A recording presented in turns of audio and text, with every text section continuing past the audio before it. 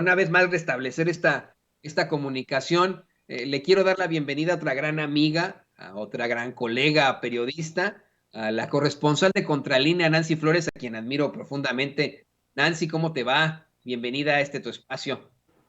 Hola, Toño, pues muchas gracias por la invitación y también por tus palabras. Siempre es un gusto platicar con tu audiencia y también la audiencia de Vicente Serrano y todo el equipo de Sin Censura.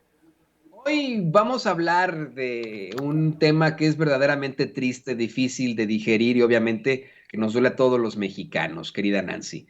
Pero antes de eso, quisiera que pues nos dieras tu opinión, tú como maestra de periodismo. Si usted no lo sabe, Nancy Flores, además de ser una gran periodista y corresponsal, es catedrática en la UNAM. Ella pues es maestra de periodismo, imagínese usted. Que nos des tu opinión precisamente sobre lo que planteamos ya al final con Jaime Hernández, editor de La Jornada Sin Fronteras. ¿Cómo es que el presidente López Obrador dice que no va a dejar el tema por la paz, que va a seguir cuestionando al pseudoperiodista Carlos Loret de Mola, mejor conocido como Lord Montajes, que en estos momentos se erija como el juez sin autoridad moral de los mexicanos, pero que no responde cómo es que obtuvo 13 departamentos en la Ciudad de México, si tiene propiedades en Miami, Florida, si fue vecino de Genaro García Luna. Yo te pregunto a ti como maestra de periodismo, ¿un periodista verdaderamente puede aspirar a eso? Tú le dices a tus alumnos en la UNAM, les dices, oiga, ¿saben qué? Ya le hicieron, se sacaron la lotería al estudiar periodismo, van a ser tan ricos como Loretito.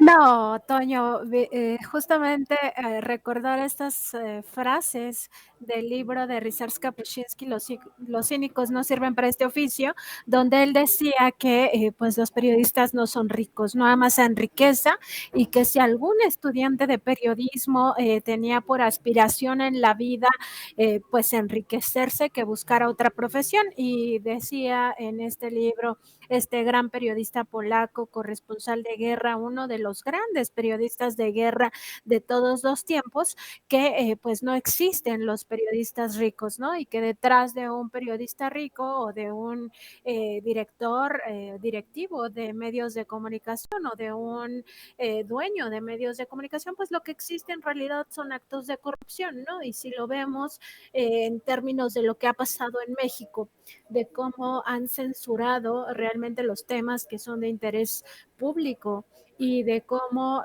por consigna escriben algunos, ¿no? Y eso ya está muy demostrado a lo largo de propios trabajos periodísticos, pues eso no es periodismo, o sea, evidentemente eso es otra cosa, es propaganda, es publicidad, es otra cosa que se disfraza de periodismo, ¿no? Y si atendemos a lo que está pasando en la mayoría de los medios de comunicación, de cómo se generan estas fake news, así le conocemos la mayoría a estas noticias falsas, pues en realidad podemos ver que están pues confeccionando una realidad ajena a lo que realmente sucede en México, ¿no? Por eso la mayoría de medios corporativos pues presentan una realidad distinta a lo que vive la gente en el día a día. No se refleja de ninguna manera digamos, el respaldo social que tiene la transformación del país que estamos viviendo en este momento. En los medios de comunicación pareciera que estamos en el peor país del mundo, con una crisis que no hay en ningún otro lado y además pues con todo muy mal, ¿no? Y entonces uno se pregunta, ¿y por qué no van a la revocación de mandato? Por ejemplo, ¿no? ¿Por qué no manifiesta la sociedad este mismo hartazgo que se manifiesta en los medios de comunicación? Es realmente porque existe un periodismo de consigna, generalmente vinculado a grupos de poder económico, y en este caso el comunicador Carlos Loret de Mola, pues ya está muy visto quiénes están detrás del financiamiento a Latinos y cuánto dinero han ganado de los recursos públicos, ¿no? Nosotros en Contralínea publicamos que 11 gobiernos estatales les habían dado 5,000 millones de pesos entre el periodo de 2018, 2019, 2020 y 2021 a estas empresas farmacéuticas que pues habían hecho grandes negocios, sobre todo con el gobierno de Michoacán. De ahí habían obtenido 4,500 millones de pesos. Entonces, no, o sea, si hay estudiantes de periodismo viendo este programa y tienen la aspiración de enriquecerse, pues es mejor que busquen otra profesión que sí les permita hacer eso, porque aquí el camino para enriquecerse es la corrupción. O sea, no hay otro camino para enriquecerse del periodismo. Es 100% la corrupción, eso ya está probado. Y pues eso es lo que ha ocurrido lamentablemente en la mayoría de casos de periodistas ricos que tienen yates y que tienen departamentos y que tienen casas de lujo y etcétera. Pues hay corrupción detrás de esto, ¿no? Y aquí en México pues se le conoce ya popularmente como el chayote y eso es lo que cobran, ¿no? O sea, cobran por escribir a favor o en contra. Y eso es lo que hemos estado viendo desde hace muchísimos años.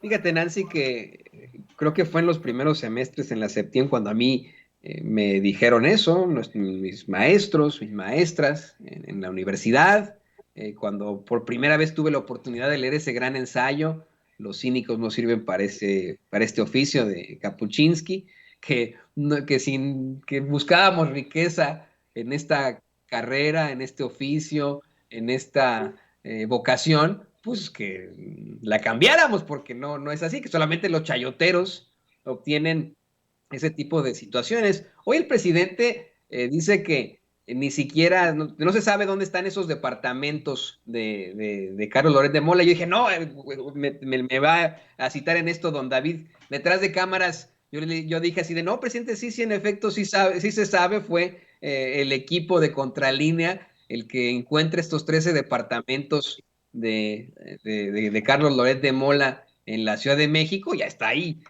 Vamos, debido a las notarías, las direcciones y etcétera, ¿no? Tú tienes perfectamente esa información y está todo sustentado con todo el rigor periodístico, ¿no es así, Nancy?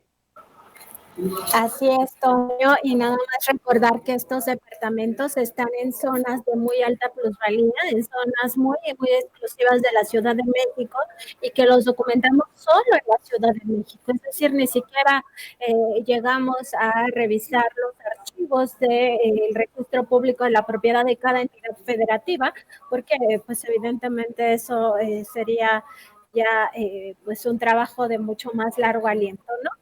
Solo en la Ciudad de México, que es donde está sentada también la revista Contralínea, que se nos facilita mucho pues asistir a este registro público de la propiedad, pues encontramos 13, o sea, y esto siempre se dijo en nuestro reportaje que son al menos 13 departamentos y están ubicados pues sí en las zonas más exclusivas de la ciudad, como por ejemplo Polanco y también esta zona de las Lomas, y pues sí son zonas donde es carísimo pues conseguirse un departamento o una casa y por supuesto pues son zonas muy muy exclusivas de la Ciudad de México que pues avalan este costo.